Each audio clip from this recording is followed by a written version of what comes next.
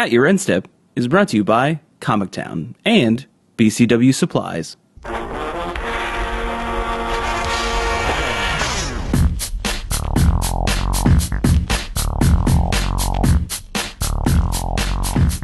Hello, and welcome to At Your End Step. My name is Morgan. I'm here with Dave. Hi. And Mike. Hello. And we're back after a little bit of a hiatus to really tackle some of the current hot topics amongst the Magic community. No, not really. Everything we're going to be talking about is a bit of a little bit of a day late, dollar short. I don't think anything happened since the last time. No, it's been fairly subdued. Fairly quiet. The typical things we see around the holiday season within the Magic community, definitely nothing really to report about. No, we all know that's not true. We definitely have some community subjects to discuss that vary from good to bad, I would say. And then there was a lot of stuff competitively that we actually had to talk about. We had the World Magic Cup and we had the Invitational. World Magic Cup was team limited in unified standards, so we'll take what we can get from that. But the Invitational, obviously, we'll have a lot of stuff to talk about. So let's just get started. We'll jump into the community. And we'll jump into the thing that was fairly bad, which was why we were away. There was a big fallout due to Christine Sprankle, one of the, if not the biggest Magic cosplayer, and cosplayer at large. In all honesty, I mean, she is famous for her Magic cosplays within our community, but she also has a lot of other non-Magic cosplays that she did and was very popular with as well. Deciding to leave our community due to some targeted harassment that she had been receiving from a particular person who hosts a YouTube page. I know his first name is Jeremy, but I don't want to. Yeah, who he is, but we're not going to link to anything. No, obviously not. But he has a name, so and he runs a fairly popular, if not one of at times the most popular Magic themed YouTube channel, and has had times like this before where he's been accused of being a fairly toxic person within our community. And I want to try to be as delicate as I can talking about this subject. It's fairly difficult and really polarizing, and we'll talk about our some opinions that we have on it, but I want to portray the facts as best I can.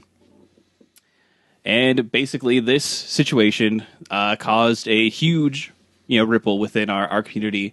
We feel it within our own small local Magic community and page that we have access to on Facebook. But I mean, this was felt throughout, and especially with the greater things that are happening within our world in regards to bullying and harassment that are kind of more. We're getting more of a bigger picture on, a better, clearer picture on what really is happening out there in the world. This is something that is a kind of not surprising thing to see happen within our own community, especially if you are a member of our community. It is something that I think people want to try and shy away from, but there is definitely some pain points within community and growth, and how people choose to be represented, how people choose to represent themselves with our community. So, but there is a whole bunch of people talking on Twitter, so you probably saw a lot of the conversation. If you follow people, you may have had to depending on your feed, unfollow some people depending on their reactions to kind of what happened. And I know that there are multiple videos that have been posted by not only Wizards but other people within the community, kind of talking about this situation either directly or indirectly, depending on their proximity to the situation, pretty much. And I know that we were going to have a statement, but there was a letter that was actually composed and signed by over 60 pros or something like that.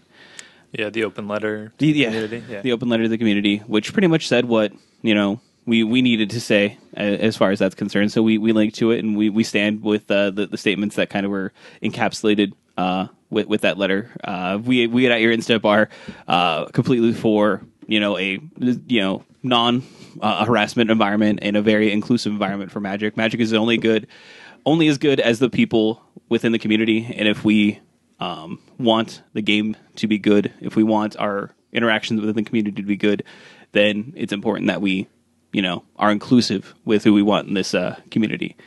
And I don't think that you can really have a stance to ostracize or isolate people unless they themselves choose to be destructive and hurtful and harmful within that community. Because obviously we want our community to be inclusive, but we also need to protect it. It's important that we don't just let the game that we love kind of fall to those who wish to destroy it in a way, or destroy the community, or have it only be for a certain kind of people, basically. Right. So it's a hard line to sometimes tread, but I think it is important that if you see toxic behavior, if you see harassment within your local shops, it's important to talk to those people and be like, hey, this is not a good way of being. We're not saying that you need to report them to WotC, but people are people, and you can try to conversate with them. And if they're being abusive, if they're being a person who is bullying or harassing, like, call them out. Like, you shouldn't be doing this, especially if you see it. Yeah, I just want to say, like, I don't think anybody was really surprised at this, as sad as that is to say. Yeah. I think we all know, some people that kind of toe that line of what's appropriate or inappropriate, and like you said, I mean, stuff that's going on just even in real life. You see the celebrities and politicians being brought down left and right. It seems in the past month or so. So it's just everything's being brought to the forefront now. It's right. it's the headlines, and it's just kind of everything's being brought out of the woodwork. Right. And we all kind of knew that it was there, but I think before maybe it was easy to say, well, that doesn't affect me. I'm just gonna leave it be, and that's fine. But that's not really the right way to go about it. To honestly have like a good community, you want to like you said, you want to be inclusive, and if you want to be a positive force, then you want to kind of enforce that as best you can. And you don't even necessarily need to be if you're somebody that doesn't want to confront somebody about that, if you're not the type of person to do that, that's okay too. I mean, you can work with your store, report people that maybe aren't acting in a way that is welcoming, or if you see bullies and things like that. So I know a lot of stores here in Columbus are very good with that kind of stuff, and I mean, that's all I could say is if you're at a store that really doesn't care or doesn't want to be inclusive, then hopefully there's other stores that you can go to. I mean, I don't know what to tell you. Yeah, I mean, and like, even if you don't necessarily want to confront people and be, that kind of person, not everyone, wants to do that. Not everyone wants to have to be that, and I can understand that. But something that you can be in your store is the person that is an example.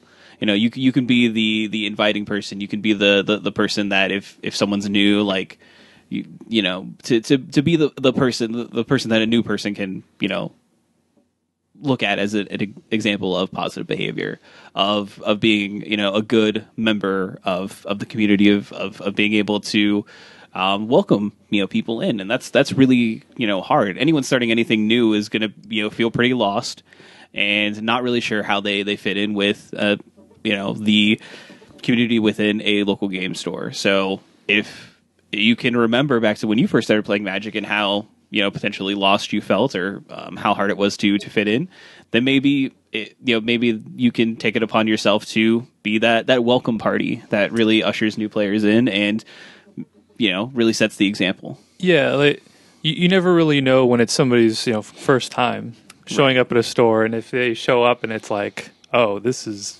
not what I want to be around, then well, that's potentially somebody that you've lost forever. So And I think that goes beyond like stuff you might be aware of. Like we know that abusive language is like abusive, like that makes sense. Yeah. But like obviously there's been things about like the kind of language you use, but more than that, like something that I hate specifically is like paying attention to like what kind of like sleeves or playmat you're using, right? Like if you are, I don't know, objectifying women on your playmat, maybe don't bring it to the store. Maybe keep that one at home.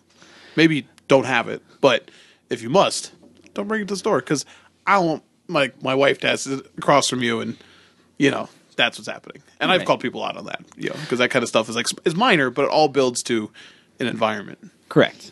I definitely agree with that. There are definitely, you know, levels of appropriateness, you know, for things that you bring into public, and you have to be mindful and careful of it. You know, I think that a lot of people just sort of feel like they don't kind of have that idea built into, you know, their heads when they go out, and don't expect to be called out on it, or don't expect anyone to say anything, or just don't think about it like that. You know, they don't see the inappropriateness of it necessarily. They just see the artwork, or they see their fandom. You know, if it's a TV show or a favorite artist or something like that, they don't kind of see where that might cause people to feel like fairly uninvited and uncomfortable. Yeah, no, I agree with that. I just think, you know, like I said, with everything being brought to the forefront and it being so visible now, and I do think, you know, the specific situation that we're talking about with, you know, with Christine Sprinkle, you know, leaving the Magic community, that obviously sucks. You know, nobody wants that. Well, maybe some people want that, I guess, as we've seen. But I think overall, you know, that's an overall loss for the community, and it sucks. But I think with everything being brought to the forefront, and now, you know, we're having this conversation about it now, hopefully this will lead to better times in the future. You know, this is kind of, we're kind of, you know, things need to change, and I think, you know, more people are realizing that now. So hopefully, you know, in the end, this is an overall good. And I hope that the Magic community at large, you know, and it seems to be that way. I think overall, from everything that I've seen and heard, that people want to be a part of that change within the Magic community, and to make sure that, you know, people that we let into this community at large are, you know, people that want to, you know, foster growth and inclusiveness within, you know, our own community. And I think the only way that we can do that is, you know, take a look at some of these bad actors that are in here, trying to be toxic, trying to be, you know, make this a boys club or what have you, or, you know, all this, you know, terrible stuff that has been floating around. You know, maybe, you know, just subtly under the surface in our community needs to be sort of brought to the forefront and rooted out. And that's what it is, because Magic is not a boys' club. Magic is not for, you know, not just for the stereotypical, you know, nerd, quote unquote, that lives in their parents' basement. It's for everyone. It's for anyone that enjoys playing a very deep, you know, complex, as complex as you want it to be game, that is a lot of fun and is competitive and is casual, is a lot of different things, and it's not for any one type of person. It's for everyone, and, you know, sometimes that does mean the good and the bad. Unfortunately, you can't stop people from playing the game, but hopefully we can stop them from being so, you know, terrible all the time. Yeah, and I want to say, like, to those who would say like this is an attack on, like, your First Amendment rights, it's not. You can say whatever you want. Yeah, this is backlash for it. That's how it works. Right. Remember that WotC and stores are private entities, and they can do what they want based on your language. Yeah. And so can individuals. Correct. Secondly, I don't know why it's difficult to be decent. I've never understood this. We've talked a lot about this concept that's fairly, I guess older than I thought it was, but fairly new to us. The concept of, like, virtue signaling, and, like, when someone tells you to, like, be a decent human, if your response is to tell them to not virtue signal, maybe you should reconsider why you're saying that to the person. Because when I say be decent to people, I genuinely want you just to be decent to people. Yeah. And like, it goes beyond just, like, the toxic stuff. Like, interactions are bad when you're with people in general. Like, why would you want that to be like that? So I do want to point out that the Wikipedia entry for virtue signaling, because I want to make sure I had a good definition of it. And you got it from Wikipedia? Like, come on. Yeah, this is definitely Wikipedia legit. has good. You have to use the backdoor citations. Okay. But the citation here, the usage of the term has been criticized for misusing the concept of signaling and encouraging lazy thinking. So the concept already is not great. Yeah. So it just I don't understand it. Just be a decent human being. Like, stop assuming that someone is lying when they're being attacked. Yeah, if you think that anytime someone is like, "Hey, be nice," and you're like, "What do you got to hide?" Like, Yeah. maybe you should think about it's the how your weirdest brain thing. works. It's the weirdest thing. I don't understand that. And this is something that like we've seen kind of little bubbles of it surface up here and there. Like I think, we talked about Dan Fournier's article on women in magic. I don't know, a month ago, maybe. Right. And then even before that, we had Brian DeMars wrote the article about language. With certain language that we should not be using. And then even if you look at the comment section of either of those, it's like, there you go. Like, It's the regular comment section of it lets any you know. other page on YouTube. You are correct, Dave. It lets you know. This is why we need to have this conversation. This is why we need to talk about these things. And again, Dave and I were talking. We were jamming some games pre-show, and he mentioned, like, do you think that this is connected to, as you mentioned, the world at large? And I think it's obvious that it is. Like, this isn't just a shift in the Magic community. This is a shift everywhere. And at some point, even if you're just sitting in your small sector of the world, you haven't interacted with these people, like, consider like taking a worldview that's a little more generous, taking a worldview that doesn't just assume that everyone's out to get you, that everyone wants their own little piece of the pie. Let them have the piece of the pie. Yeah. You get to have it. Let them have it. Yeah. Like this concept that like somehow they getting to like live their lives normally does anything to you is a concept you'll never be able to like actually get me to understand. I get it. The internet lets you be a monster. With no repercussions. Yeah, be an anonymous monster. But at some point, like you will want the world to treat you a certain way, and the internet may be anonymous. People can find you. They can find what you said. Yeah. Like at some point, it will come back on you. And it's like no one's trying to take away your right to free speech. Yeah, it's no one's trying to take that from you. I should be allowed to harass this person. No one's trying to do that. It's my God-given right. You know what's happening? The internet works. People are just reacting appropriately to you being a jerk, and that's what it is. And it's just now you're realizing it, and you're having a violent reaction to people not just letting you do a reaction what you want to do. similar to like a small child taking a ball from another small child. You're having right? a tantrum, and that's fine. And here's the crazy thing, though. In the way the internet works, you can both have a ball. Like you don't even have to. Like, and there's so many balls on the internet. that's an the easy internet joke. is a big ball pit. It's not a collection of tubes. No, big ball pit. Everyone jump in. So Don't jump into that ball pit. Do not enter that ball pit. actually It's don't. bad. Yeah, we just it's said, no like, good. It's getting cleaned right now. It's like when you go to Steak and Shake. It's open 24 hours, but you go there that 1 hour where like they're just doing the cleaning. Yeah. And you're like, I really want to go in right now, but I should probably let them clean.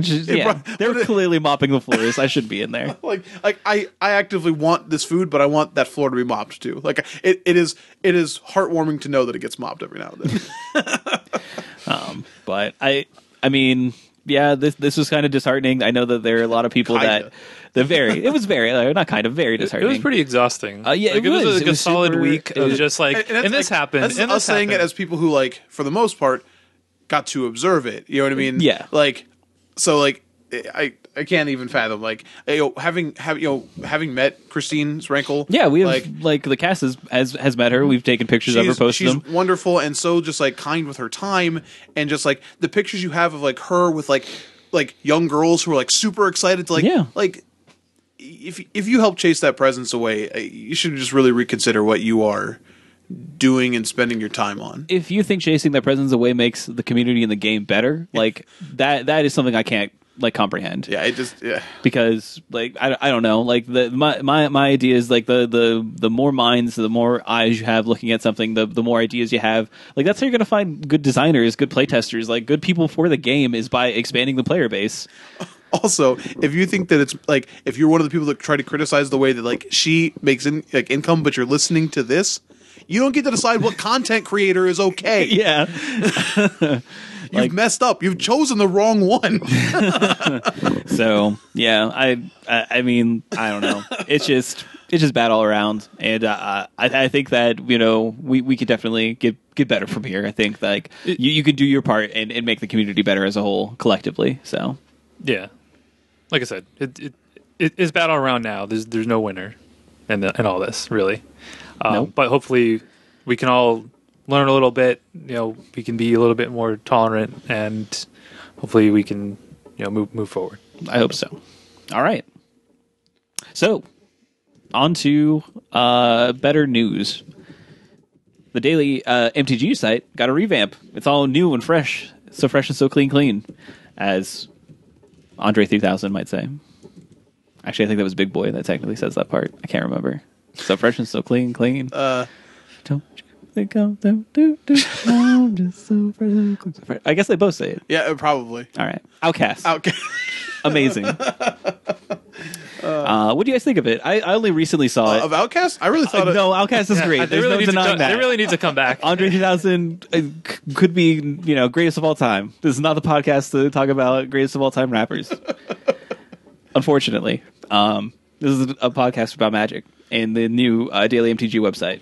I think it's fine. I do think that it linking to like other websites is kind of cool. Yeah, like it featuring articles from other sites. Like today, it featured the art review from Iconic Masters, which is also kind of cool because like that isn't always positive. Like you know what I mean? Like it's just like, hey, this is real like stuff here, but it also like invites more of a spotlight into more content creators. I still think at the end of the day, their sites are always super busy. They just feel way too busy, and maybe that's just me looking at it. When I want it to just be clean. Like it looks way too much like the Windows 8 home screen to me. There's a lot going on. But I agree with that. But I think it's better. I do think it's better. Mm-hmm. I will say I do like the videos section. So there's now like just on the homepage there's a section of just videos, and when the World Magic Cup was going on, they had like the Enter the Battlefield videos like right there on the front page. So I was just like, oh, cool! I don't have to. Yeah, they're embracing a medium that obviously is becoming more and more prevalent. I mean, I'm sure that there are millions of hours of video consumed like every day on the internet or something like that. I don't know the actual number. I'm just making stuff up, but that sounds about right. And it makes sense for them to want to highlight that within their own splash page.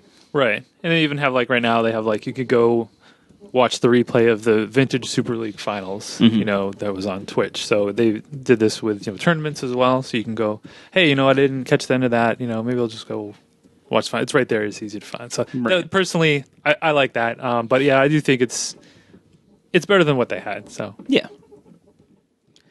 So it's good to see that they are willing to make that update, make that change, and try something new.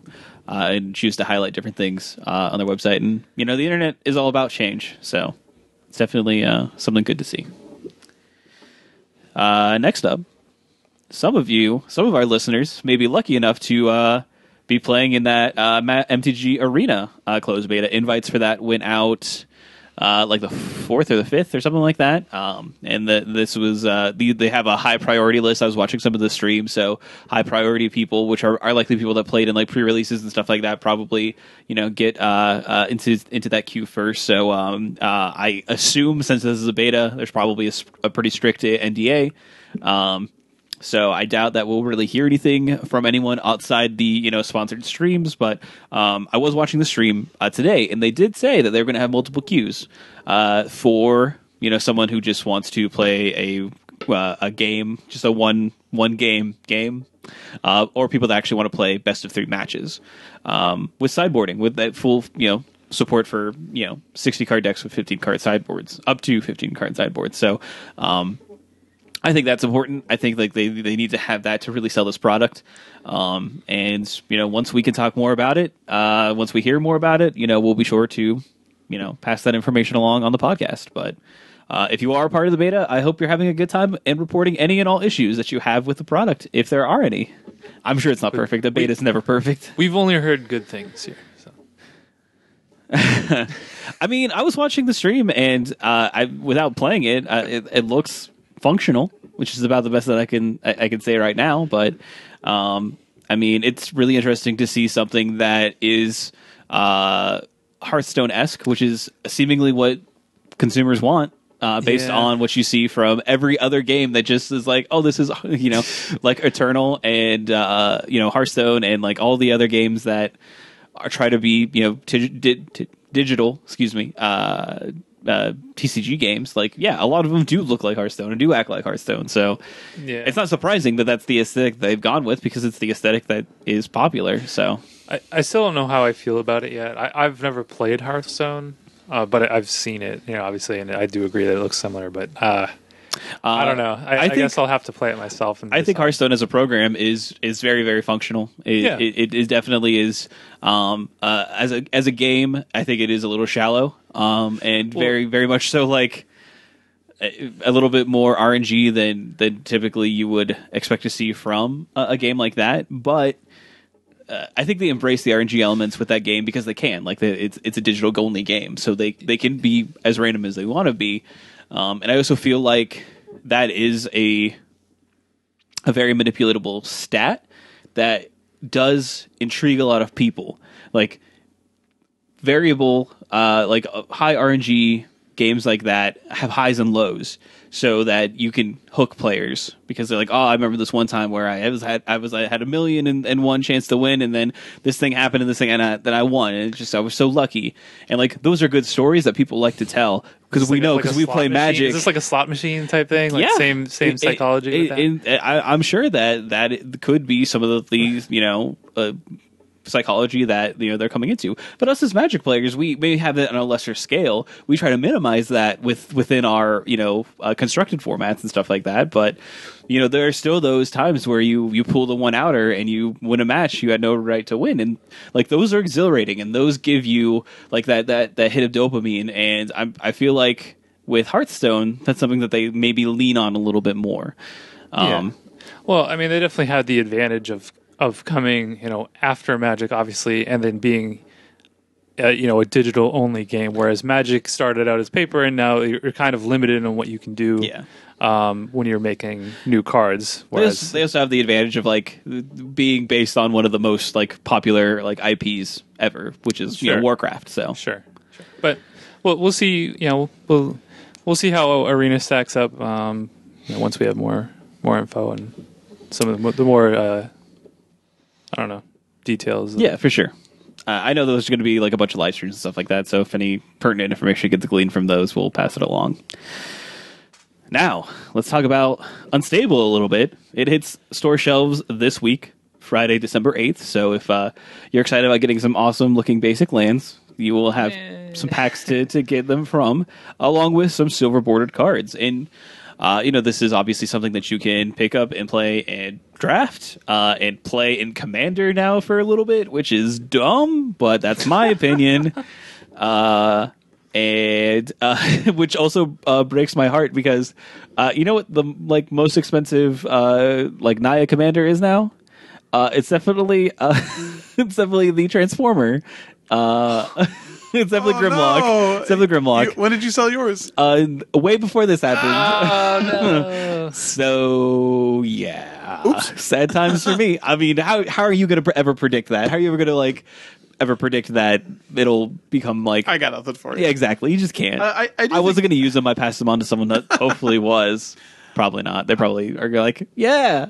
I don't think it's that crazy that it's so it's only until January 15th. Correct. So it's not forever for everything. But I also think maybe not so much Unglued and Unhinged, but Unstable has really been designed to look like a real set. So there's a number of cards that I think would actively just be fun in Commander and aren't as crazy or game breaking as some of the stuff you saw in Unhinged. So I would not be surprised, and I think a couple people have been said I wouldn't be surprised if after this you see the command the official Commander thing start saying that a few of these legendary creatures are okay. And there was an article I was reading that was comparing some of them, the Monster Master creature, for example. They're yeah, this sounds crazy, but then look at the Mimeoplasm. Yeah, exactly. You're not actually doing anything that crazy with it. So if your playgroup likes it, and now if you're doing stupid stuff you're having people go under the table to play your sub game and stuff, people might hate you. Just so you know. Oh, and the Nerf War card is banned. That makes sense. Yeah, so you can't shoot people's expensive Commander decks. I do hope that somebody does go and rip up an actual Chaos Confetti though, during this time, and just throws it. That would be great. But I think that I think you'd be surprised at how much in Unstable actually probably plays well with Commander and would create something that's fun. So I don't think it's that crazy. I obviously don't take part in it if you don't want to. Yeah. And I think it's also a personal playgroup thing. I know there's playgroups that play like Unmander and like that sort of thing. So let them have their fun. It's a Christmas thing, I guess. Yeah, see, Commander is not really for me, but hey, if you want to play Commander, go for it. Yeah. I don't care. Via the rules of Unstable, actually, Commander now is for you. Yeah. It's just the opposite. It's wacky. Dave, sure. Commander expert. No. No. Obviously, like, I think it's dumb, but if it's your jam, then jam on. But the real wacky thing is Unstable had one more trick up its sleeve. It theoretically could have more. We still don't know what Urza does, so That's true. there's more. But there are apparently all different kinds of multiple variants of some Unstable cards. This could be things as like art changes, which are fairly minor, and some of them, I think the art changes ones are cool. Like those ones are cool. The art change, or also some of them are just flavor text changes, and some are both. Sure, yeah, and some are both, and those are cool. Those are fine. Some of them are also mana cost changes, or power and toughness changes, or rules text changes. Upwards of 6 different versions of the quote-unquote same card. This is something that I am irrationally upset about, but is overall doesn't matter. Like, who cares? To become unstable. Unstable, yeah, correct. I think like this is because I would be like, oh well, this is bad for limited. I'm like, well, who's actively like drafting Unstable over and over again? Like, it is something I think is dumb, and obviously something that's very restricted to Silver Border. Like Wansi's come out and said like we would never like do this in Black Border, but I think it is kind of unfortunate, especially just like because. It makes me upset because now I just have to actively read cards all the time, and I'm like, I'm not about that. Like, oh, which version of this card did you play? But it's Unstable. You have to read every card every time. It doesn't Yeah, matter. You're not going to know these ones by heart. Not at all. I think it's worse for people who like consider themselves collectors. Yeah, collectors. I'm sorry. Rest in peace. Go collect the set. Yeah, like I don't know how you do it. I feel bad for places like Star City. Like they had to make a special announcement about it. Yeah, that sucks for them too. I will say this. So Wizards came out with the official article today about, okay, here are all the alternate cards. Sure. And each one is labeled as A, B, C, D, whatever. Sure. So, I mean, like, we've seen this with, they do this with, basic lands in the sets, it's like Swamp A or whatever.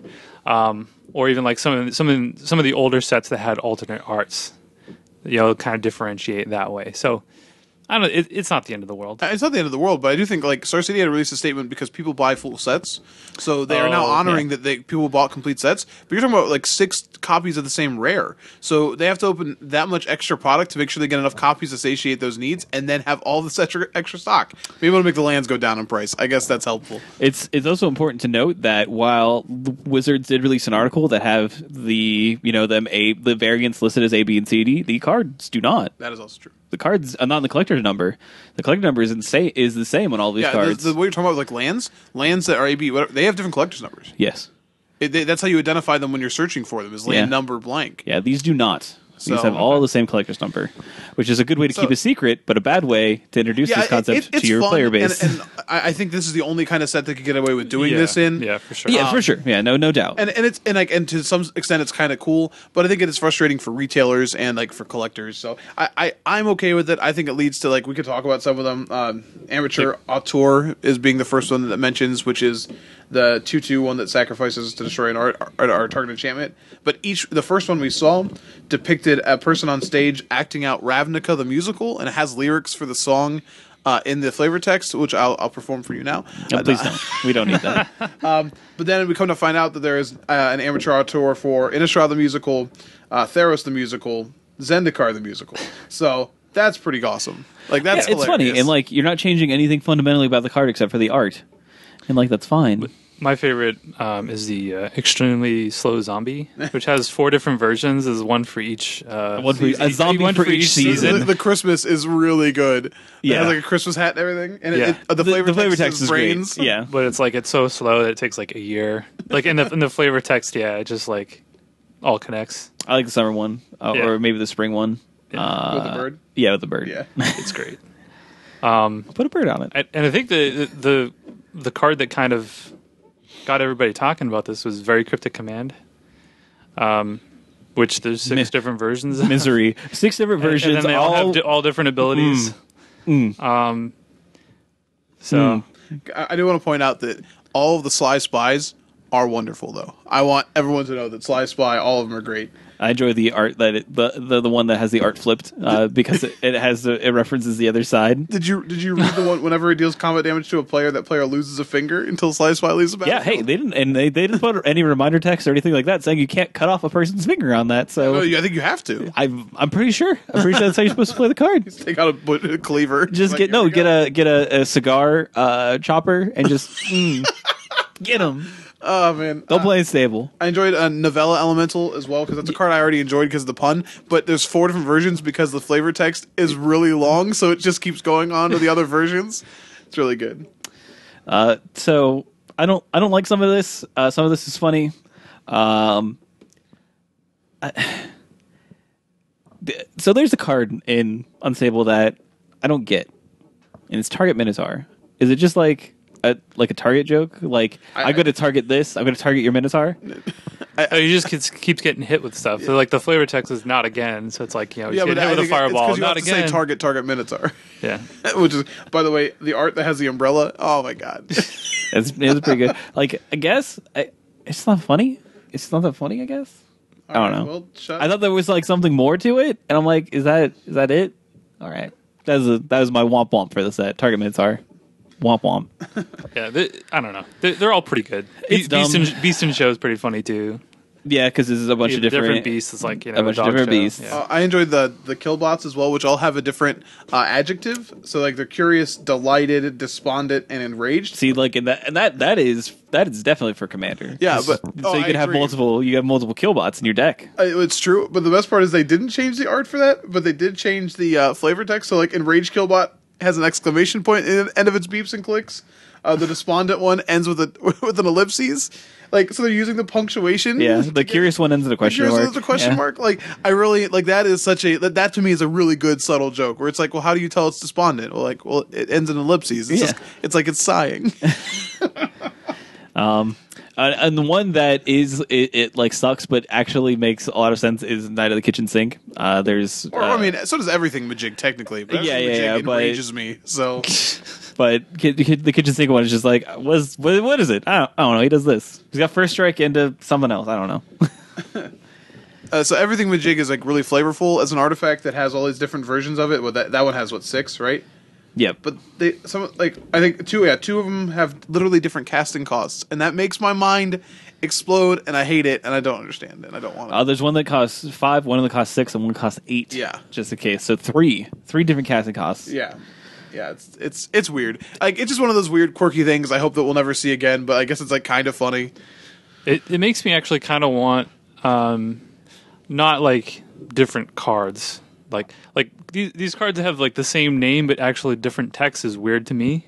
But I kind of want like alternate arts back. You know, in regular sets, like multiple arts of the same. So you want us to go, and I'm hearing you correctly. You want us to go back to Fallen Empires. I'm not saying the cards have to be as bad as Fallen Empires. I'm just saying like it'd be cool to have multiple alternate arts. I think I agree. I think that would be cool, and they've done that in the past a couple times. Like, so obviously, you used to have it a lot more commonly, like sets like Fallen Empires, where you actually had different arts for cards. But they also had you also had like things like Plane Shift, where you had a couple legends that had like alternate art foils that you could get. Yeah. And you've seen that with the Kaya is it Kaya is her name from the alternate art foil. Yeah. Well, you also have like the BioBox promos that they do now. Yeah. But like I'm just talking about just normal cards like in the regular. I think it would be interesting. I think they could do some cool stuff with that, like story wise. Like you could have like story elements, but from different perspectives, so you could see more of it. But yeah, that'd be cool. I don't know. That they have to commission a lot of art for like very little gain. It's probably pretty expensive. Yeah. Unfortunately. But that is everything for our community side. Well, I guess we could talk about. Do you guys want to talk a little bit about the rivals cards that kind of got spoiled? No. All right. Only because like the other ones we've gotten so far were official in some fashion, were they not? These were just like pictures of bags, like right? Yeah. So I feel like let's not. Okay. Let's not. Do you want to talk about them? If they're out there. I mean, they are out there, so you can look at them and judge them, but we won't talk about them until they're official. There's nothing Are you super making crazy. fun of me right now? Then talk about them. Why did you ask? I'm not making fun of you. I'm just letting people know that they're. I think they're. I'm gonna call you dirty word. I'm gonna call you a butthole.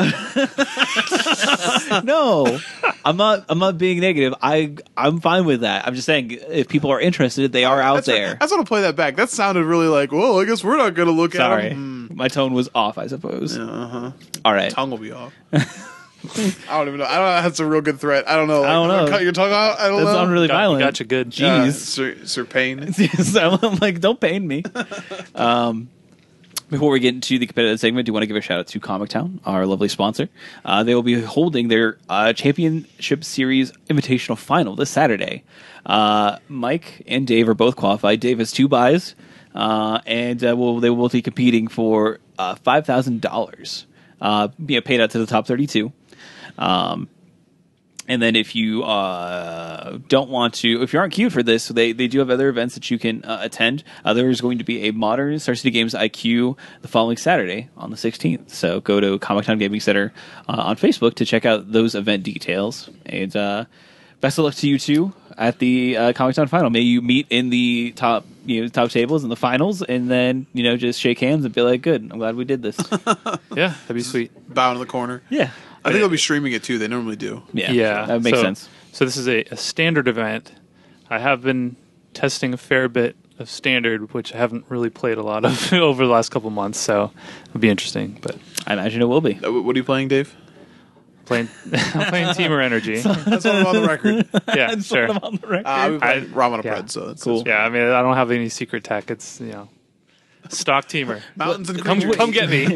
Wait, you guys are playing the 2 best decks in Standard? Yeah. No way. Standard. Speaking of which, let's talk about the World Magic Cup. So shout out to Team Japan, Yuya Watanabe, Shota Yasaoka, and Kenta Harane, defeating Poland in the exciting finals matchup. This event was team limited and unified standard. And yeah, that's kind of where we're at. Team USA, unfortunately, fell short of the top 8. They did make day 2 though. They lost their win in versus Wales. The game 3 between Jerry Thompson and Aaron Boyhan was one of the highlights of the tournament. Yeah, that whole match against Wales was pretty awesome to watch. I think it was the only bit of the World Magic Cup I ended up watching because I happened to be on for that. So yeah, it for me, and I usually I love watching the World Magic Cup. It's one of my favorite tournaments. But it was in France, so it had it was like on at like 3 a.m. I think is when it started, so it had that weird time difference there, and I caught some matches here and there. I did see that match, USA against Wales, and then I saw a little bit of the finals, but didn't see as much of it as I usually do. But decent run by the United States. One of these times we'll make the top 8. I think we did one time. Man, you got a team that has Reed and Jerry Thompson on it, and like we couldn't get through with that. We couldn't get through with LSV Kibler. Like, what do we got to do? What do we got to do to punch through? It's really odd, and we kind of say this every year. Like the team that looks like the best on paper, a lot of times doesn't win. Like this is like one of the years where Team Japan was really good, except for Japan. Japan was really good, except for Japan. But like a good example is like Team Brazil. I mean, they had PV, Carlos Ramao, a former world champ, and Lucas Esper Berthud, who won a Pro Tour and played in Worlds last year. So, I mean, you look at that team, you're like, oh, okay, like we have 2 Pro Tour champions and a former world champ on a team, and they didn't even make day 2. Yeah, so I guess in that case, you should talk about the format a little bit because of that. Like, so unified standard definitely causes like you get you're talking about seeding matchups, like what deck is going to play against what deck, which can be luck of the draw sometimes, and obviously you want to try and strategize who's going to play in what seat, and then like just the deck selection for it. And we saw I think a pretty common thread pop up with deck selection.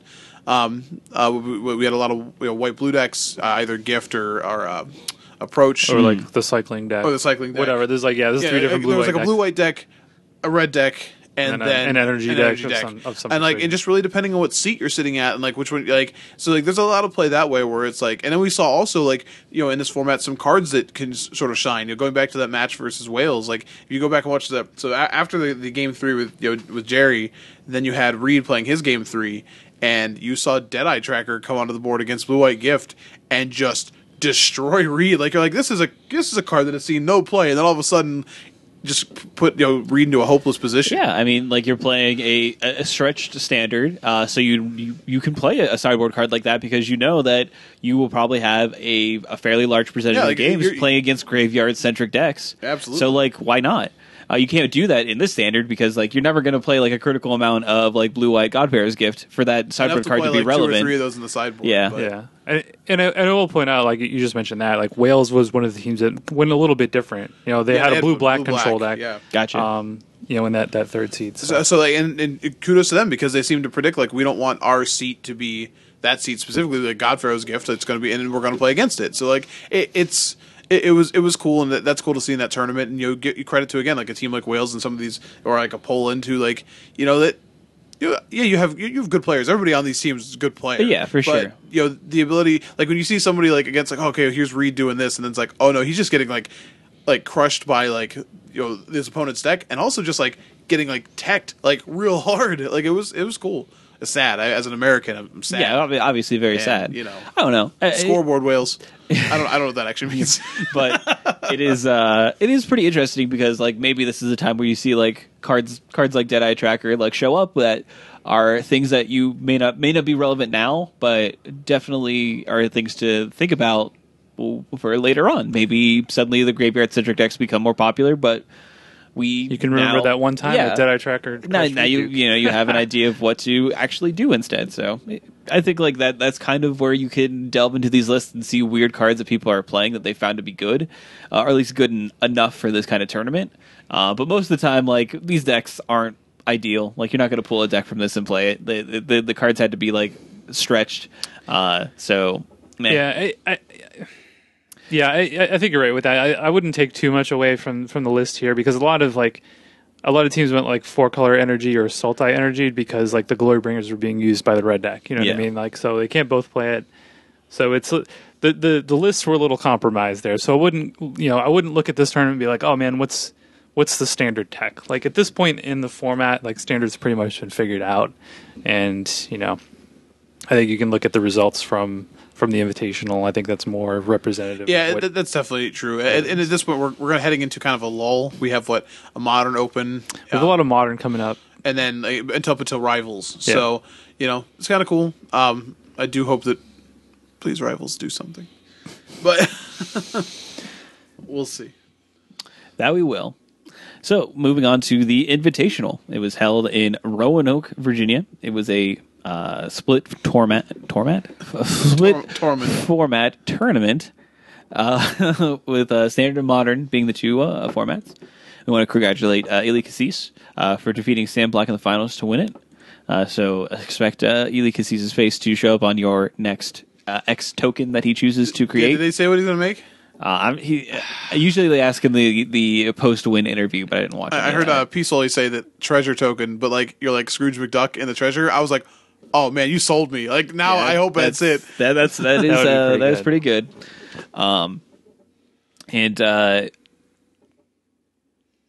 It said Gerard Fabiano also showed up in the top 8 and paced the field all weekend. Yeah, he was undefeated for most of the tournament. He was like 12-0 or something at one point. Crazy. So.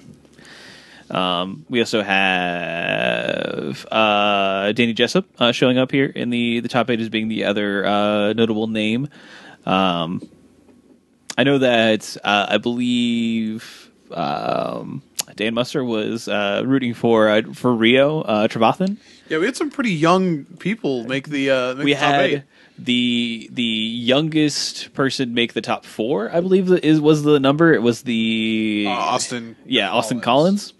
Yeah, and he was 15. 15, and I think Rio was 13. Yeah, so we're old guys. Both of them playing the variants of the red deck. Yes, and they got paired against each other. Yeah, it was like really sad. But yeah, I mean, like this Invitational, I wouldn't say is like very earth shattering or anything like that. For the most part, the standard breakdown we have the 46%.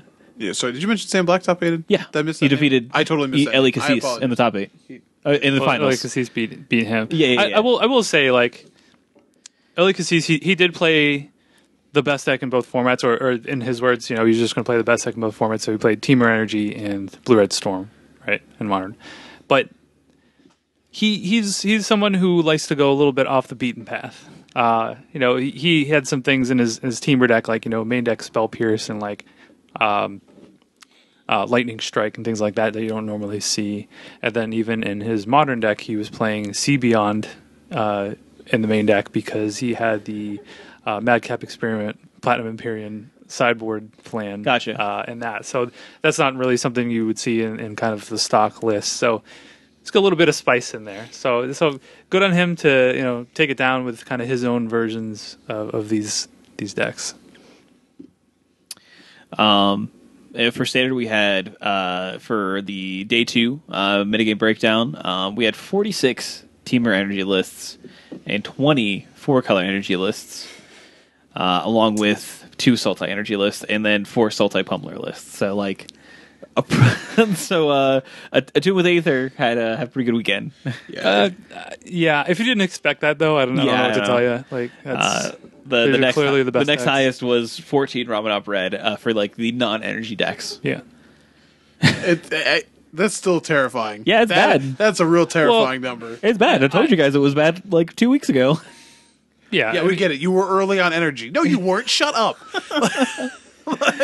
It's not great. I mean, I'll be honest, but it really is. It's not the worst format we've ever had. No, but I'm tired of judging standard that way. I'm tired of judging standard that way. The game, like I've actually had fun playing games.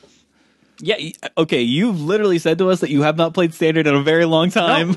So, and I started to, and I'm like, this isn't that bad. Yeah, when it's new to you, it is fun. After 5 weeks of it, you're done with it, though. It's weird. No, it could definitely get old, but the games are, you know, pretty interactive from what I've seen, and you know, again, it could be Marvel. That was miserable. Yeah, no. I mean, at the end of the day, it's a mid-range deck that's the best deck, but it is still troubling. It is, no matter what you say. Like we had, I don't want to repeat this, you know, do this whole conversation again. No. We did this before, but like, I still say that the games aren't as traditionally interactive as you feel they are, and I think if you keep playing more, you'll figure it out. You're gonna start to feel it. It's gonna creep in. But I mean, and this is also one of the more, I guess, mature standard formats. Like everybody's kind of figured out. This one does have a bank account and knows how to drive. Yeah. Holding down a 40. I feel like you were like looking at a deck of Monopoly cards, and you were like, how can I describe standard?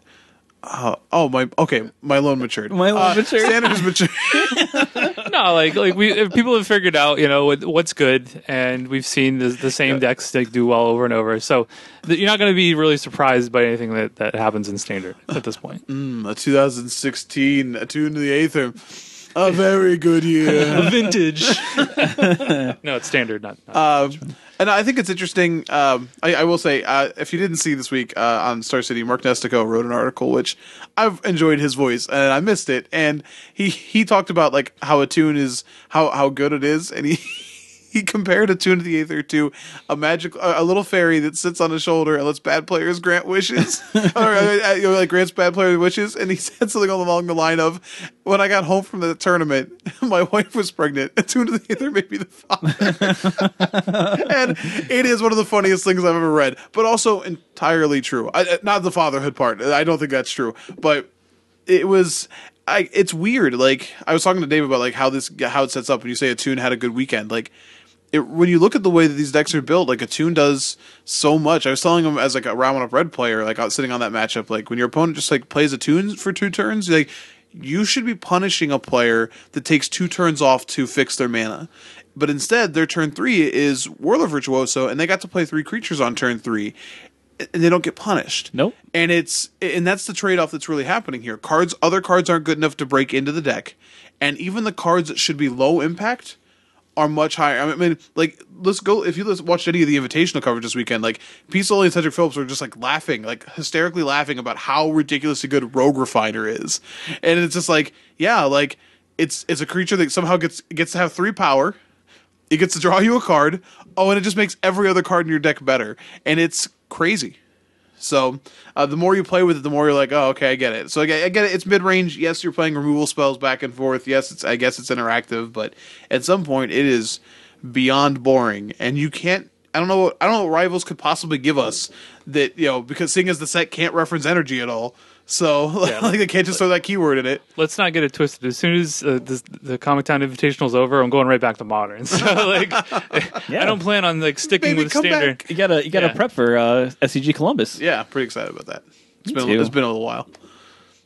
I'm very happy. I'm so happy. I don't have to drive like 2 to 3 hours away for a Stars of the Games tournament. And you just look at the metagame breakdown for Modern compared to Standard. Yeah, way better. It's like someone who's suffocating and they open the window. Just like, oh gosh. It's like the most played deck. And so the most played deck is Jeskai Control at 14. The same number for Ramanov Red. The best part is, remember how Modern are no control decks playable? Yeah, Jeskai Control, top most played. And next we have, the quote-unquote best deck in the room, Grixis Death Shadow, and then Affinity, Counters Company, Eldrazi Tron, and Green Black Tron. Yeah, Tron had a pretty good showing. If Jeskai's good, then Tron is likely to be good. So, and the Lantern is also, there's a new version of Lantern that's also back, just so you know. No. Yeah, Sam Black's version that he played to Top 8, also BBD played it. War of Invention. War of Invention has main deck Witchbane Orb. Yeah. Ali Antrazi played it in the Open, I think. It's gross. It's real gross. It sounds fairly gross. So we saw a version of that. I think one of the Moderns at Comic Town a couple weeks ago, where I saw a local player who had Howling Mine with Gear for Aether Grid, and when I saw it, I got real giggly. I was like, "Oh my gosh, you can actually tap the Howling Mine!" Doesn't come up often, but there it is. There it is. I'm gonna say that one is not stock. It's not a stock. But I don't care. Yeah. It was cool, and I played War of Invention too. So. Hey, don't play Lantern Control. Just a PSA. Remember just Michael Jordan it. Just stop it. Get some help. It's all fun and games until you play the mirror. And oh man, I hope that mirror scares anyone away from playing that deck. You deserve this. I think it was Gabriel Nassif was streaming with that deck, and then he played the mirror. He's like, oh no, what do I do? How does this work? You sit there and you think about all the poor choices that led you here. I have Ensnaring Bridge. Look, okay. That alone would deter me from playing the deck. Because I'd be like, I don't care if it's the best deck. Just the thought of playing that mirror, I'm like, nope, I'm out. Just snap concede it. See ya. I'm out. And it is important to know there are only 2 Lantern Control lists that are in the day 2, and it's BBD and it's Sam Black. So if you think you can play this deck, let's be real. Are you BBD or Sam Black? Then you may have a rough time. Thanks for listening. Yeah, no, you may have a rough time piloting this list. No, it's okay. You play whatever you want, Modern. I'm not going to judge you. Don't worry. Morgan's definitely judging you. I'll judge you. I will too. I would just be real sad. You're a bad person. You're not mad at the Lantern players. No, you're just disappointed. I'm just disappointed that that's a strategy that's viable in Modern, because it hurts. It physically hurts me when people are turn 1 Codex Shredder, and I'm like, I hate you. And everything you're doing. No man, you just gotta kill the Lantern and then surgical extract it. Yeah. And then what do they do? Mill you out with all their other cards. But they can't while see they what sit you're behind drawing. an Ensnaring Bridge. I do think I feel really bad if you're the Burn player, because when somebody goes turn 1 Codex Shredder against you and you're playing Burn, you're like, okay, I got this. Sweet. And then they're just War for Witchbane Orb, and you're just like, that's not fair. It's not there nice. was time now. Oh man, that's a thing. So yeah. With the Modern Open coming up, it could be a thing you see very shortly. Please, no. It might happen. I'm just saying. So anything else about the Invitational we talk about? I watched a lot more of the Invitational than I watched of any of the World Magic absolutely. Cup, and it was entertaining for the most part. And Modern's fun to watch. Standard, it was a lot of energy. It just less fun to watch. Yeah, even if you look at just the decks that did well in Standard, it was energy. Couple red decks. Red deck. Energy legs. Lightning bolt. They also had a really awkward thing where the power went out at the. It did. and a murder happened, and then all the players in there had to solve it. It was crazy. No one can leave. You are all suspects in my investigation. And then Perot came out, and he was like, "I'm the greatest detective in the world, and I'm going to solve this case." Now, did the power go out before or after they confiscated everyone's food again? Well, it was a confiscation coup. Oh, during? Oh, okay. They stole the food and they ate it. Power came back on. Somebody's just like eating like crackers in the corner. Like the security's just like chowing down on some Slim they're like, Jims. oh, that wasn't supposed to happen yet. Awkward. But that is the end of season 2. And the start of season 3, technically, or the next season. No, we're just back to season 1 again. Yeah, season 1. We're going into next year. Yeah. They don't have another event until Columbus. I think is the first one. So, but the open in Roanoke is technically the kickoff. Oh, because that's when all the new playmats get started off. That's what happened for me last year.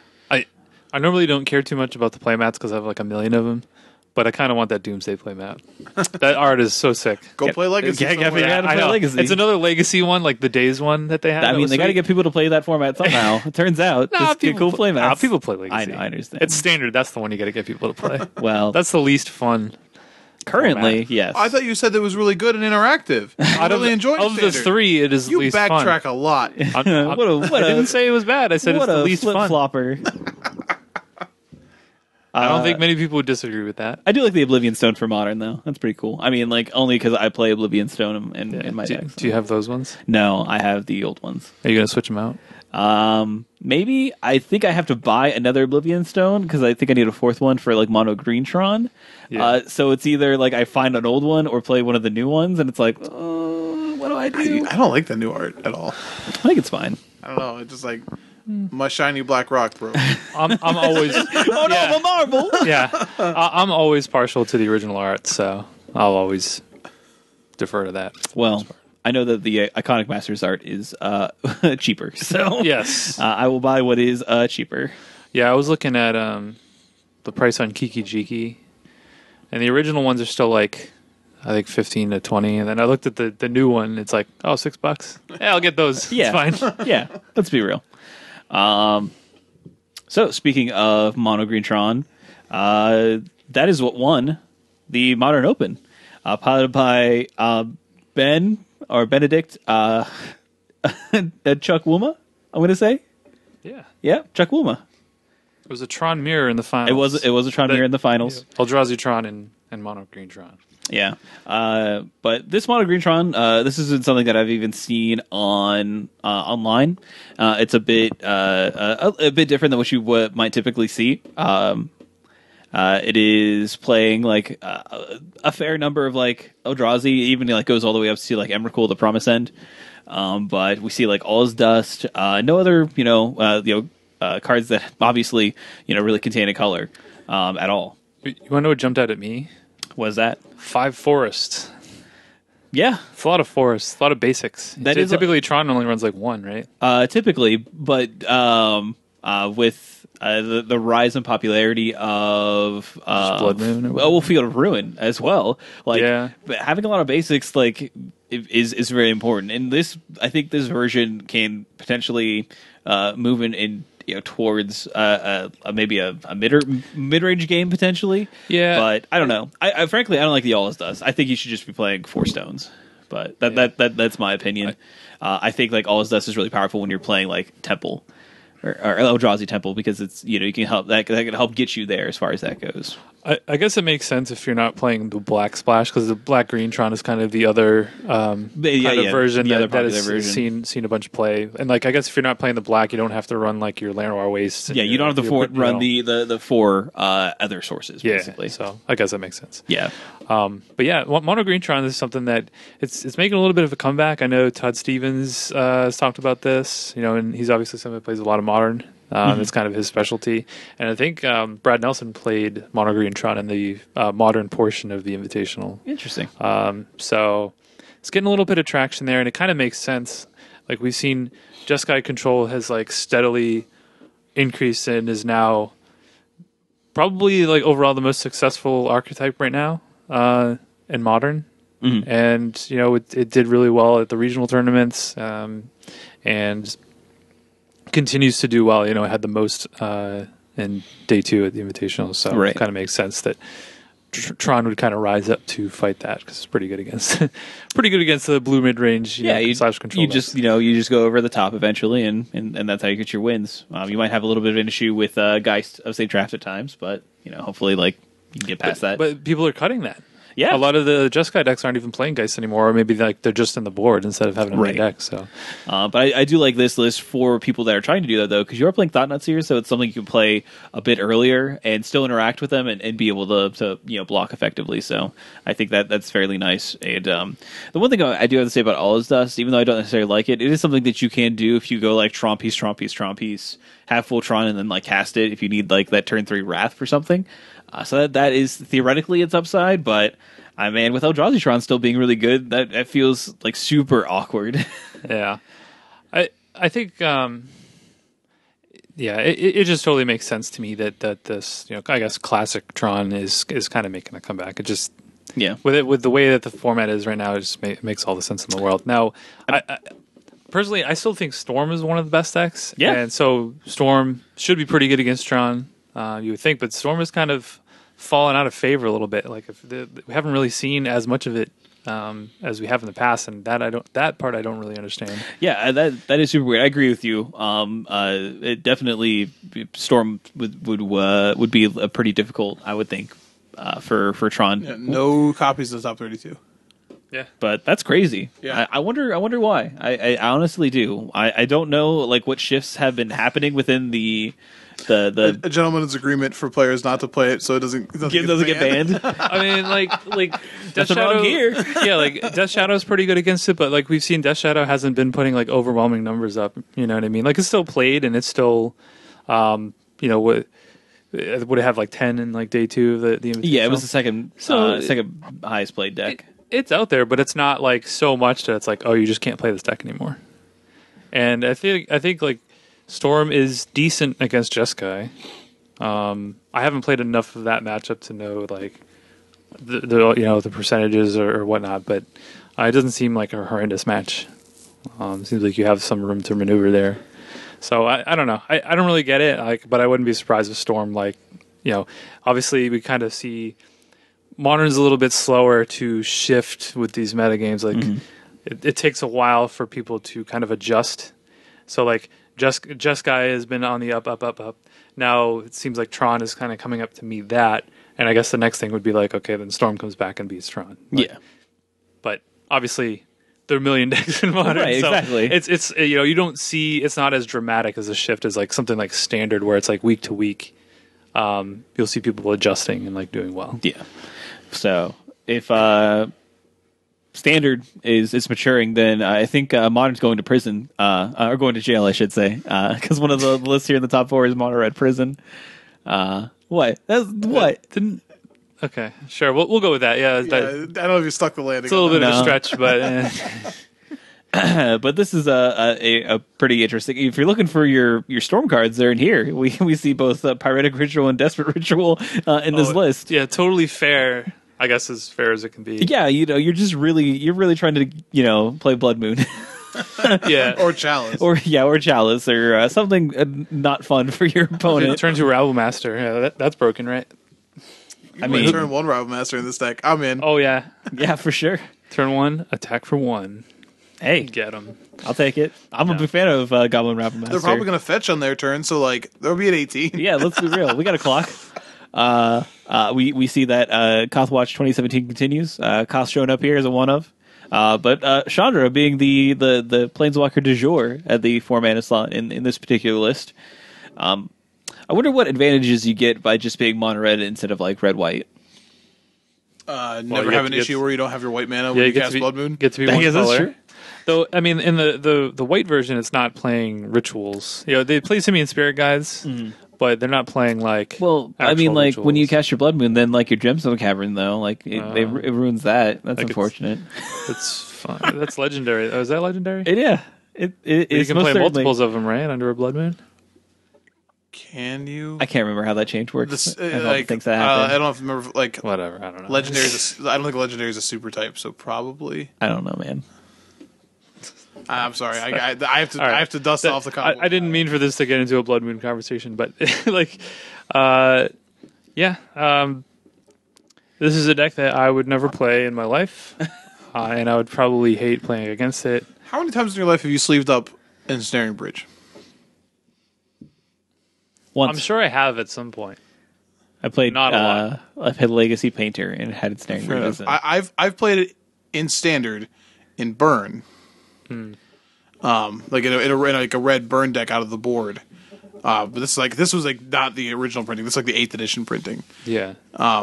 Have you ever But I've never played. I can officially say I've never played traditional Prison. Like, I think I've played a Pillow Fort deck once before. Like, but I think that's as close as I've ever gotten to it.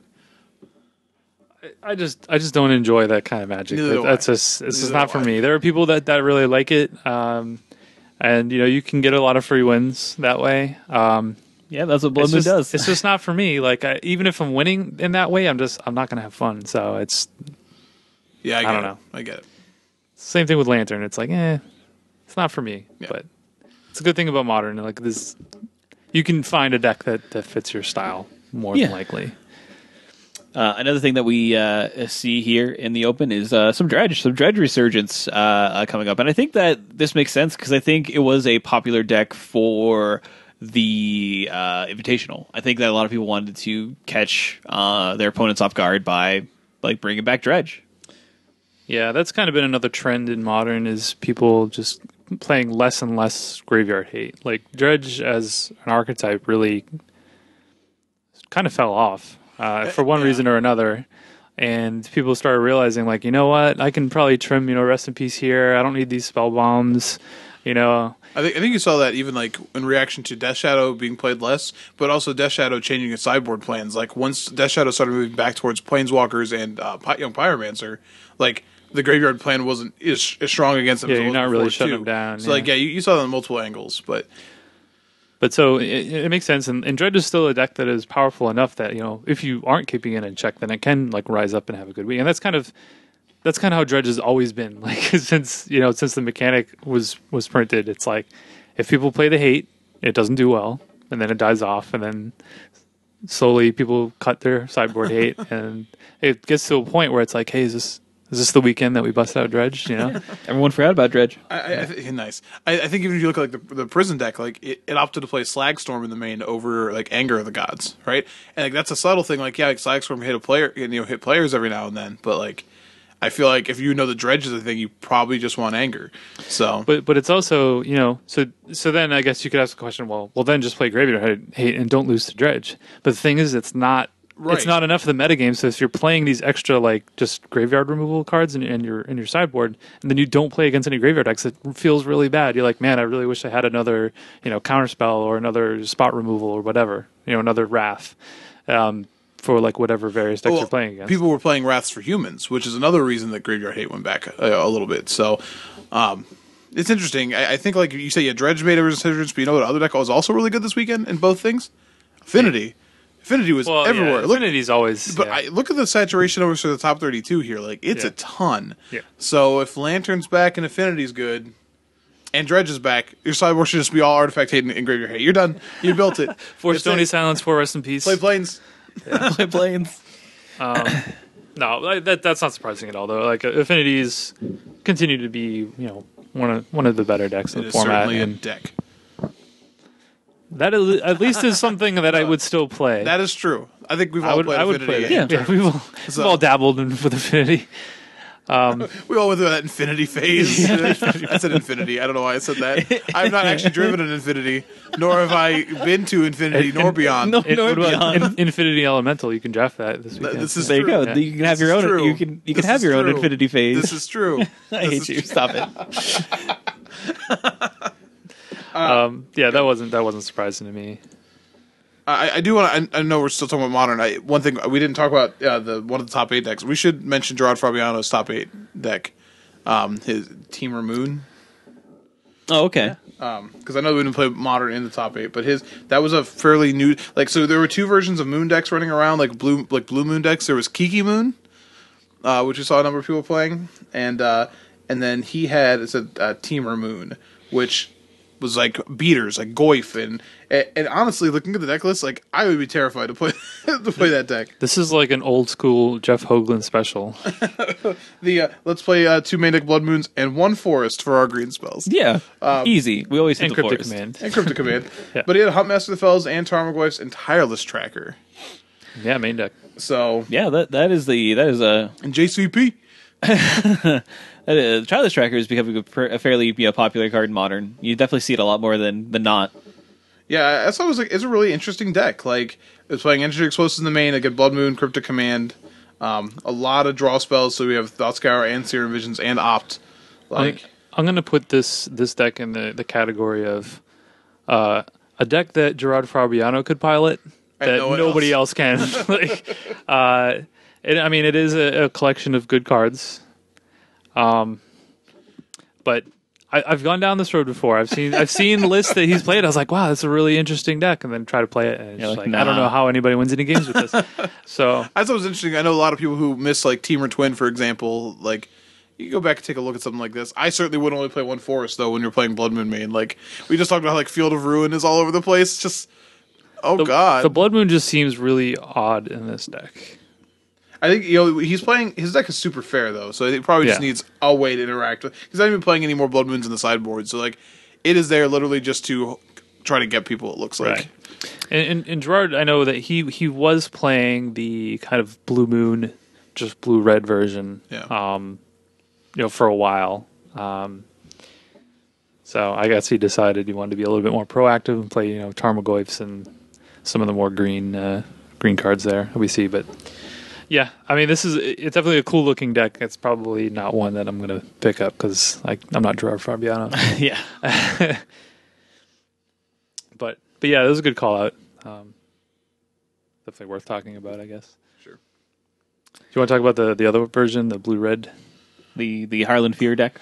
Yeah, Harlan Fear, and I know Kevin Jones played this as well in the Invitational. Watched him get stomped by Tron on camera. It was real sad. You would think that like a turn 3 Blood Moon against Tron would be pretty good. Didn't really do anything. Now they can't win the game. No. Multiple times.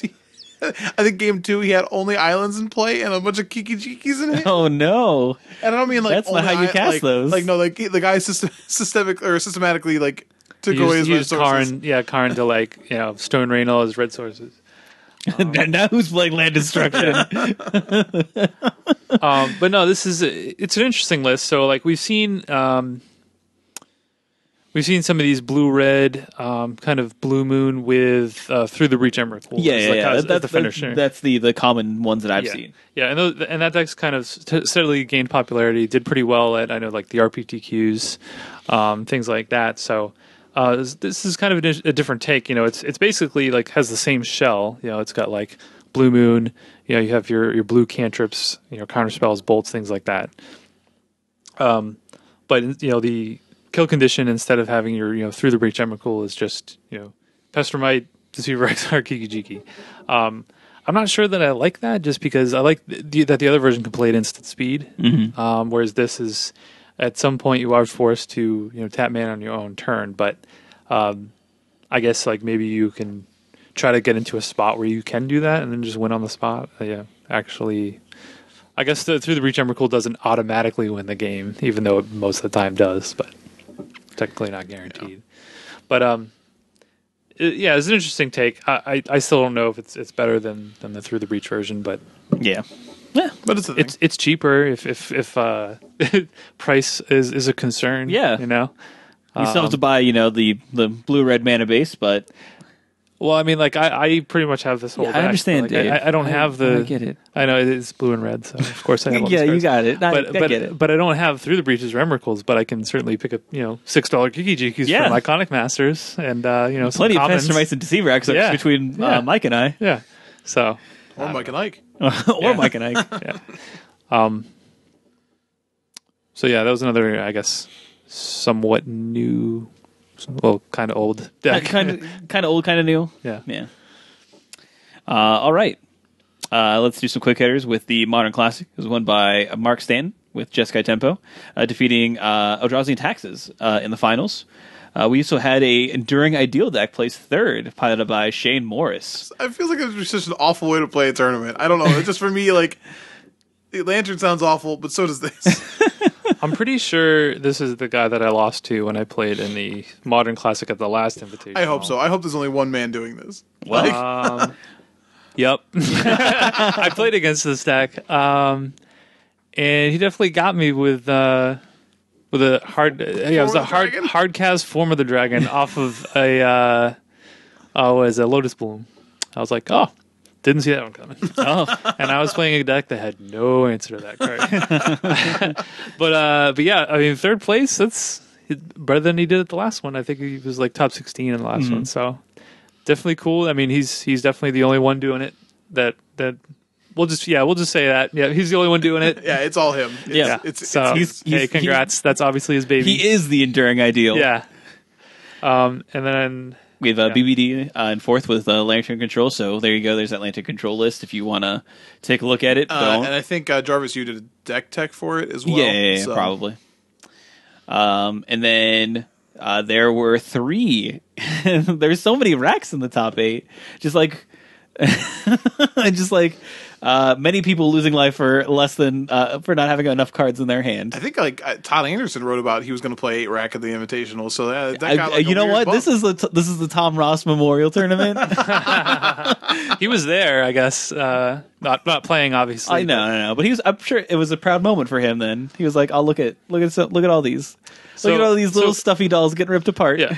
So we had 3 8-rack decks in the top 8. Apparently, they all lost in the quarterfinals, but there were 2 that were, I believe, the exact 75. And one of the weird cards is Nizumi Shortfang. They were playing one Nizumi Shortfang. You might remember that's like one of the flip cards from Champions of Kamigawa. It's like they make them discard a card, right? Yeah, like it has an activated ability where you can tap it to make them discard, and then it not transform, but it flips into a 3/3 that turns into a rack. Essentially, I thought it was when you first said it. I thought it was the 2/1 that couldn't block. No, not the. What am I thinking of? I'm sorry. I know what you're talking about. That's what I thought of. It is it Nizumi Cutthroat? That might be it. Yeah, Nizumi Cutthroat. I don't know. There were so many rats in that set. You dirty rat. Dirty rats. So yeah, that was interesting. And then.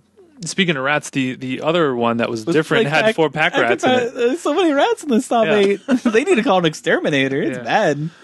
You know what? We've been talking a lot about Roanoke. Wow. Right. Powering out. Hey, rat infestation. For once, we're not talking about Richmond. So bask in it. It's still Virginia though. So anyway, classic for standard. It was won by Energy. Team or Mirror. Energy done won it. Brad Nelson didn't win it. Aaron Euler did. Andre Euler. He's like, nah, it's cool. I'm Aaron now. Excuse me. Andre Euler takes out Brad Nelson in the finals. In the Team or Energy finals, like we said. Anything cool from the Classic? I didn't look at it. There was a Grixis control deck. It was Ken and Haas. Yeah, he's playing the. I don't have the list in front of me. He was playing the card, the Grixis card that like makes you discard and sack a creature or whatever. Oh, the Dark Intimations? Yeah. He was playing that with like no boluses, which is kind of interesting. Interesting. That is very interesting. Well, I mean, like to me, like that card has no upside for bolus. It doesn't even, like, you don't. Yeah, you don't. It doesn't need like get him to like bolus. another tier or anything like that. It's like have an extra ability you can activate if you have one. It's just like. He just comes in with an extra one. Like, who cares? It still seems kind of strange. Like, you might want to play like one Nicol Bolas. No, this is a Ken and Haas deck. Like, you just look at it, it's a Ken and Haas deck. I mean that with all of the positivity I can, Ken. So, but yeah, like there was a mono black aggro. I think Andrew Jessup was playing that. Oh, in the Classic? Yeah, he was third place. Nice. So you had that. You had a blue eye gift deck. I'm having some internet issues here, so having trouble pulling up the list. I apologize. A couple Esper approaches as well, so a little bit of diversity, but it's mostly Energy. Either team or a 4-color. Nice.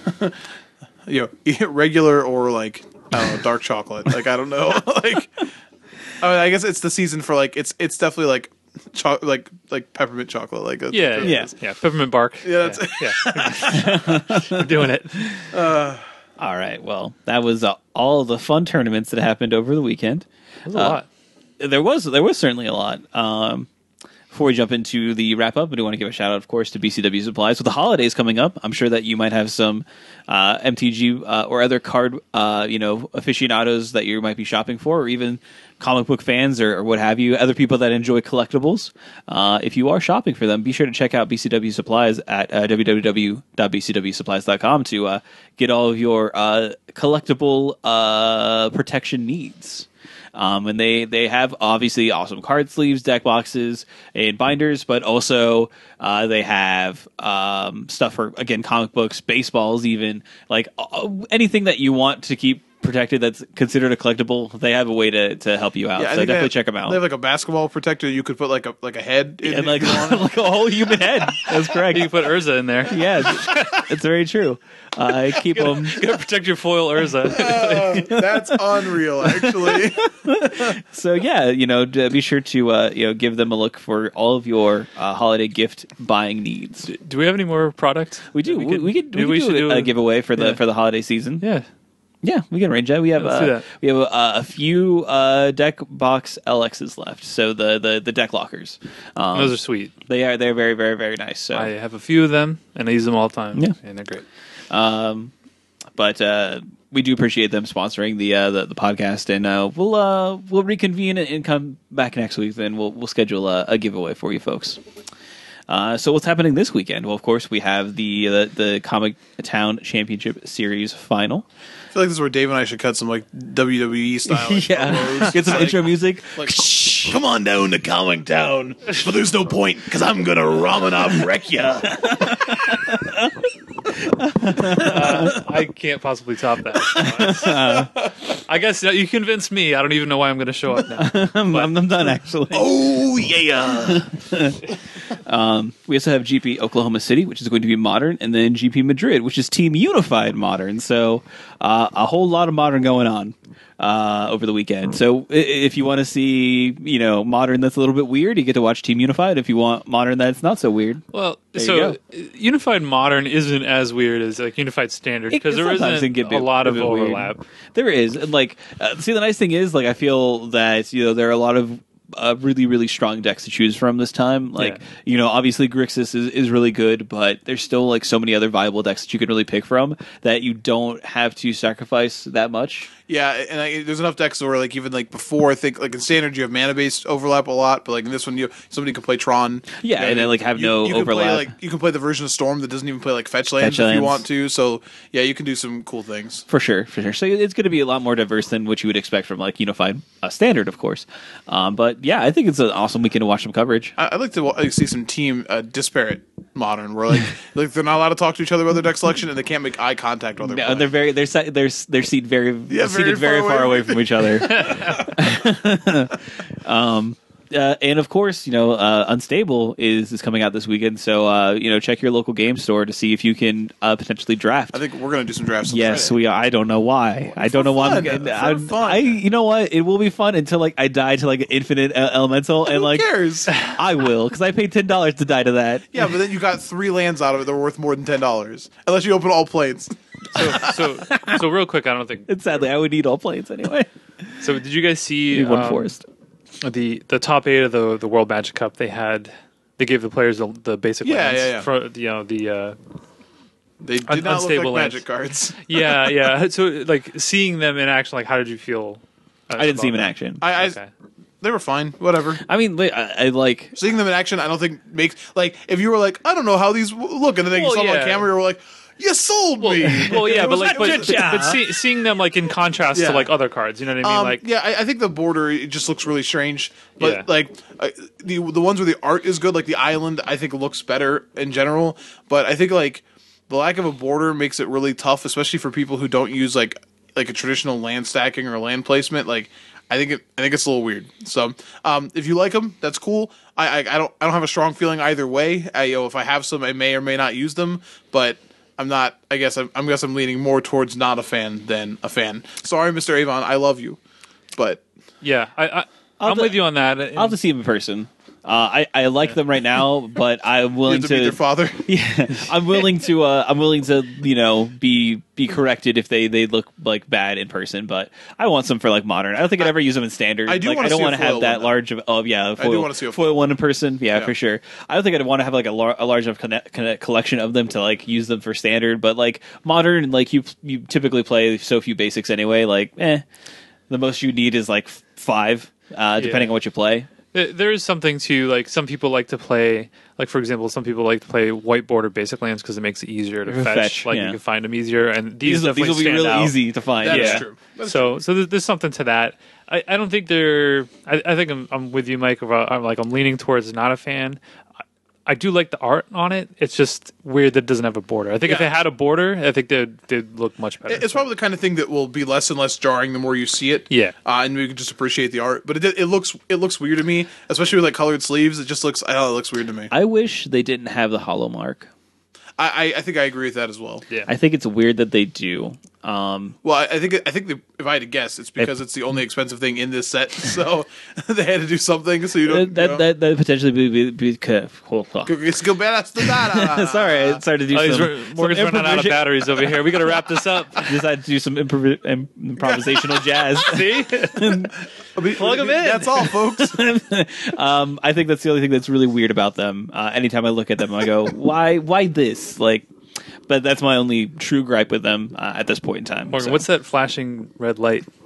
That's my low battery light. Okay. This robot needs a recharge. That or it's recording.